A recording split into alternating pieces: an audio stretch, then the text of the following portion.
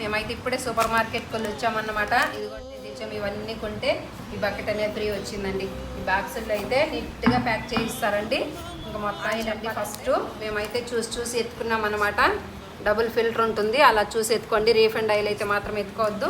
Next చున్ని పిండి అండి. ఈ చున్ని ఇది వరకు వాడాము, మళ్ళీ తీసుకొచ్చుకున్నాం అన్నమాట. పసుపు మేమైతే ఇప్పుడు ప్యాకెట్ తెచ్చుకోనండి, ఇవే నేను తీసుకొచ్చి పొడి కొట్టుకుంటాను.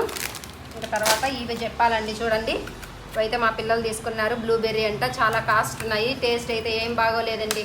మనం చిన్నప్పుడు బూడిద పళ్ళు తింటాం చూడండి, ఇవి నాకు గ్లాస్ స్టవ్ కదా ఇప్పుడు వాడుతుండేది. వాటికి టవల్స్ తీసి పప్పులంతా కూడా పిల్లలకి ఈవినింగ్ టైంలో ఉడకబెడుతుంటాను. శనగగింజలు, ఉద్దిపప్పు, కందిపప్పు, తెల్లగడ్డలు. ఇదండి మంత్లీ సరుకులు అయితే 5,500 వేలు పెట్టామండి. ఒక్కటి వస్తే ఒకటి రాలేదు. అయితే 3,000 అలా తీసుకుపోతే మాకు మంచిగా అన్నీ వచ్చేవండి.